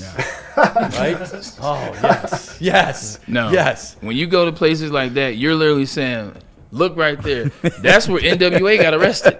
Look over here. That's where Dan McCarty beat up such and such. Look, it's more moments than look at this venue. Yeah. Or look up there. Look at all those uniform jerseys, or look at those, those various flags because look of at the those championship pigeons. banners. Yeah. Look at those pigeons. Look at those rats. Okay. Hey, speaking of pigeons, you ever hear that story about Darryl Rogers, who one time was just kind of sitting there? He was at the practice facility at the Silverdome, and he's looking around, and somebody's like, "Okay, coach, what's the next step?" And he's going, "How many pigeons do you think are up there?" Oh, yeah. You ever heard that story? Your franchise is cooked. Oh, I've done a bad job of getting the chat involved, man. What we got going on in the chat over there, Kool-Aid? Doc's been on way. You said what happened? Oh, Doc's Yeah, in? I was saying Doc I was on. thought Doc was coming in. Oh, no. I was saying It's wintertime. Oh, okay. Yeah. All right, let's bring in Dr. Jeffrey Pierce. Sorry, Doc, to keep you waiting. How you doing? Hey, shout out to the Doc. Oh, he's getting resituated there. He was waiting patiently, man. You know what I'm saying? Like 50 Cent. Yeah. My apologies. Yeah, we could have kept going on the stories there. Oh, no, we got to tell those stories. I know the chat was like, man, he's going off the rails. They forgot about us. I'm so sorry, man. Hey, you there, Doc? Yeah. There he is. Oh, there you go. I thought Doc fell. Oh, no. So come on, Doc. I'm here. Let's go. All right, What's up, Doc? How you doing, bud? Thanks for joining us. We appreciate it as always. Drake May's got a bit of an issue. How much of a problem will it be Super Bowl Sunday against Seattle? You saw that injury. If you watched the game, which I did watch the game, there was a play in the third quarter where he kind of dove and hit that shoulder, and you just saw that cringe on his face. But like he said, it's not that one injury. It's an accumulation of the season. It's the throwing, all the extra throwing, the pre-games, the extra games into the playoffs, into the Super Bowl. And he's a tough guy. He's a warrior. He's like, there's no problems. I'm playing. This shoulder would not be any hindrance to his skill level. But when you talk about it, this is not like a rotator cuff tear. Okay. This isn't like, basically, we worry about the labrum, we worry about the ligaments in the shoulder. I think this is a wear and tear discomfort, which he's been resting. He didn't practice yesterday. He's taking snaps. He's studying his playbook at this point, and he's just doing what he needs to do to get ready for the game. You're not going to see any hindrance in him in that shoulder. He's going to be able to design. He may not see the long passes, but you're going to see the quick releases. And this guy works on his legs a lot. I mean, he is powerful, and he won that game more on his legs than his arms last game. So yeah, for sure. I don't see any issues with his shoulder. Okay. What's up, Doc? Hey, my question is more so about the Detroit Lions bringing it back home. Brian Branch is another one of these guys returning from injury. The safety space is one that's going to be very important coming up with Kirby Joseph, degenerative knee. What does that look like for Brian Branch? Because just thinking for the fans' point of view, they're trying to figure out which one of their safeties they're going to have, when they're going to have them. Brian Branch coming off this injury becomes very important because of what Kirby Joseph is going through. What does it look like in terms of his rehab process right now? So if you look at what's going on right now, you saw him. I want to bring up 2 points. I brought it up with Kittle in the San Francisco that he tore that ligament with a non-contact injury. Brian Branch did admit that there were some injuries to that leg before that last injury happened where he had a tear of his Achilles tendon. So that's what I'm starting to talk about. These guys are, if we had the science to say, you're lacking on one side or the other 50, 60, 70, 80% of what you normally should have, then do we not play them? These guys aren't good not play. These guys are playing unless their legs falling off. So when you talk about, I love Kool-Aid's putting it up the anatomy there, that's the tear. So what happened is he had a reduced tear, right? So he's basically has the repair. The news has come out that he's going to be a longer recovery, which I have no reason why. They're saying he's going to be 11 to 12 month recovery, where I think it should be 5 to 7 months recovery. So I don't know where this delay is happening, because I find Brian Branch highly motivated. He's in a contract year. He needs to get back. So right now, I think we need about 2 months to figure out what his early recovery is. And what does that mean? How much swelling he's having, the recovery, the wound care, everything they're doing. I always relate to Hutchinson, and I think it came out perfect the way he recovered and the stepwise fashion they did his recovery and rehab. They let him heal. They let that, but in this case, it's going to be the Achilles tendon lengthen, because you've got to get that lengthening back. You got to get the healing where those tendons just kind of come back together. And there's 2 different kind of procedures that are done. One like Aaron Rodgers, which was the push-pull, which was coming back, pulling the tendons for both sides, versus a surgical repair like Kirk Cousins had. Both of those guys came back less than a year. So I think Brian Branch, I would definitely push him less than a year. I don't know why they're pushing 11 to 12 months. He had the procedure where it is an easier recovery, which I feel is a benefit to him. And I think the guy's very motivated. I think the Lions medical team has proven that they can recover and rehab if they have a motivated player. I feel he's highly motivated. I'm looking, if I have to go on record, I'm saying probably a 6 to 7 month recovery where he's out there. Right now, they're saying he won't be able to make training camp. That may or may not be true, but even so, I'm thinking 7 months from, what was it, December 19th or something? Yeah, December 10th. Within the last couple of weeks, he had the surgery, but I would say 7. I'm pushing 7 months. I'm going on record for 7 months. We can do the over/under on me. The chat can go ahead and chime in on if I'm right or wrong, but the other medical personnel are saying 11 to 12 months. Okay. His position is not. Yeah, his position isn't like the quarterback where you're moving.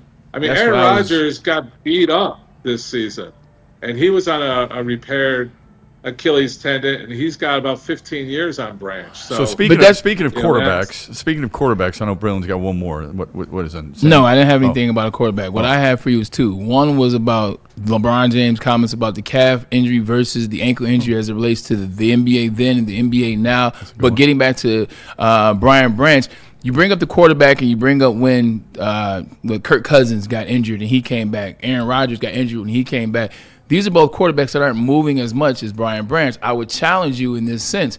It took Aaron Rodgers 2 years and the end of the second year to look as good, if you want to call it that, as good as he looked. Kirk Cousins still doesn't look good as it relates to being in the practice. He had one good game last year, but he still doesn't look it. That was 2 years ago. These are quarterbacks that are taking 2 years to look like they used to look. Brian Branch is a safety that is going to be using his legs, his quickness, his calves, his agility, his change of pace a lot more than those quarterbacks. Is that maybe potentially a reason why the Lions are trying to scale back on when he comes back? Because they also know Ford Field hasn't done anybody any favors as it relates to injuries. I think it's a great point, but I'm putting his age and his commitment in there too.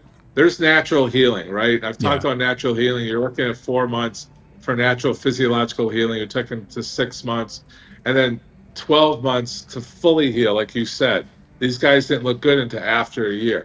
We're talking about full physiological healing with the proprioception, meaning your feedback systems, being able to change directions, being able to do that. You know, the ankle is a very sophisticated joint of the body that gets a lot of disrespect. So yeah, there is going to be a lot of movement that he's going to have to recover with. But again, I'm giving the age factor in his favor, his commitment in his favor, the medical team with the Lions in his favor. And you know what I always say, there's some secret sauce out there that's going to speed it up too. LeBron James made a comment talking about the paint back in the day was a thing. You were scared to go into the paint because that's when you injure ankles. The big injury back in the day was the ankle injury. And he's absolutely right. I kind of remember that being the thing. Most guys that were out, it was an ankle injury, et cetera. Although the ankle didn't lead to a torn ACL like the calf leads to an Achilles. So he was saying that today, with the spacing and guys going around and doing the thing, the calf has now been it. Maybe it's overtraining, maybe it's a year-round thing, blah, blah, blah. I wanted your take on that because I see NBA, a lot of their movements are step back, to the side, to the cross, where you are using a lot of that ankle. So does he have some validity to what he's saying about how the game is played in the NBA today? Maybe that's why you're getting more calf injuries that lead to Achilles injuries. I don't know if I said that right, but it sounded right in my head. I mean, absolutely. I've already talked on this, on the step back, the eccentric contractions.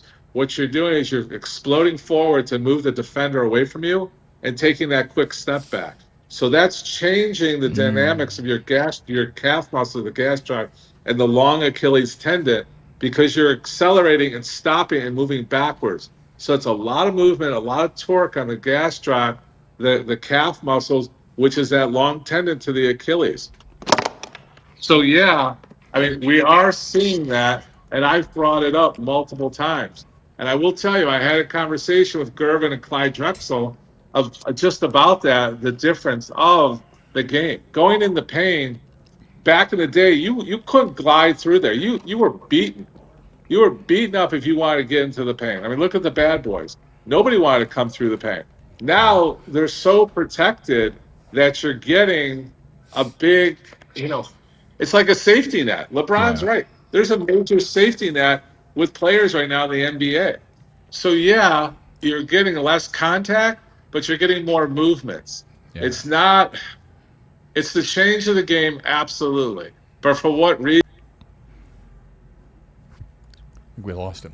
His phone might have died. Yeah, lost him. There. Actually, one of the times it hit the floor, it probably broke. Still really good stuff from Doc, especially on Brian Branch. So our thanks to Dr. Jeffrey Pierce. Clyde Drexel. Clyde Drexel, yeah. He even said glide after that. That was actually pretty good. That was pretty good. Michigan Sports and Science, or Spine Center. Kool-Aid, let's get to just a couple of super chats before we got to hit the road here. Oh, yeah, definitely. And you know what? We're going to name today's super chat system the Freddie Felt hotline because he sent in 4 of them things. Shout out Freddie Felt. Shout out to Freddie Felt. We got him in early with the 80s and 90s themes. He was rocking and rolling. He was. That Barty man. He did a hell of a lot better job than we did. Oh, yeah. Oh, he aced it. He would have definitely won this one. But he said $2 super chat for the first one. Bray and Shep, you are my ambassadors of Quan. Hey, and he got $3 signs after that. Shout out to Jerry Maguire. You know what time it is, man. That's my guy, man. He said, man, Jerry Rice, Chris Carter, I smoked all them fools. It's a great show. I like this one here. The fish are coming with me. Go ahead. No, I like this one too. He says, living single greater than Friends. Well, Living Single is the template for Friends. Yep. And even the Friends crew, even the director and all that, they said this is the show we got it from. They basically went on and say, I mean, you guys in copyrighted so we can take the template, which that's what all TV shows do. But Living Single was that deal. It was. And I don't like what happened in that show because they dumbed it down when they got rid of Kyle, and they got rid of Kyle on purpose because his character and was character represented. So shout out, I see you out here with the Living Single knowledge, man. It's like Living Single, Martin, New York Undercover, and Law and Order. That was that Thursday lineup. Law and Order's still going, believe it or not. And he got two more in here. His $5 super chat. He says the Hitchhikers and Bicycle Man episodes of Different Strokes scared the ish out of me as a young pup. The audience laugh track was wild during these scenes. It's nothing. 80s is undefeated as it relates to TV shows. 70s was great too. But 80s was What was the show with Rerun and Raj? What's Happening? Yeah, What's Happening? What's Happening? I used to watch that quite a bit. Yeah. And I think you'll like this one. He says Perfect Strangers is a sleeper. Okay. Balky Baltazar. With this last $2 super chat, How he you says, found so much time to watch TV? All the He stuff says, you've done. I'm waiting for Shep to start humming the MASH intro. Hey, the MASH intro, yeah. We talked about that before the show started. Though there were shows back in the day when you were a kid, they let you know it was time to go to sleep. Yeah. Like if you saw Little House on the Prairie on Saturday, it was time for the Saturday nap. Good night. It was time for the Saturday night. When MASH came on, all right, I've seen enough for the day. It's time to go to sleep. Absolutely. I will say this. Alan Alda. You got to be done with dinner by the time Sanford and Son came on, though, because that was epic stuff. Like when I was, like Sanford and Son. What? I took her face. I put it in dough and made gorilla cookies. Oh, hold on, man. It's a big one. Did you ever watch the Wayans Brothers? That was a pretty good impression over there, though. I loved Red Fox. Wayans Brothers is one of them like sleepers. Like it's elite. Sleeper. Like if somebody told me they like Wayans Brothers better than Family Matters, I wouldn't be mad at them. Oh, I wouldn't say I was a sleeper though. That's what I'm saying. I wouldn't say I would, but it was definitely sleeper. You can understand the perspective. Yeah, I get it. Okay, good perspective today, especially with Braylon's breakdown. Oh, and Michael Wary $2 super chat. No, Shep, hum the intro to Taxi. Hey, great show. Let me tell you something. That's an underrated show for sure. For Danny sure. DeVito. Oh man, when Tony Danza he says, "Hey, what do you do when the light is yellow?" He says, "Slow down." Okay. What do you do when the light? No, you slow down when the light's yellow. Slow down. What? Hey, Christopher Lloyd. Yeah. Really good show. Go back and watch some of that. You'll enjoy it. You'll enjoy the heavyweights a little bit later on today at 5 o'clock. Don't forget, tomorrow, the watch party at Art and Jake's in East Lansing. Be there. And make sure you watch the Braylon Edwards Show before then at 2 o'clock. With Shep. That's right. Looking for your daily sports fix? Look no further. Join Braylon Edwards, the University of Michigan legend. Lofting it right corner of the end zone for Braylon, up in the air. Touchdown, Michigan! And Shep. Do you believe this comeback? Your favorite sports commentator as they tackle the hottest topics in the world of sports. Catch the Braylon Edwards Show with Shep. Monday through Friday from 2 to 4 p.m. on the Woodward Sports Network. Get ready to laugh, learn, and love sports like never before.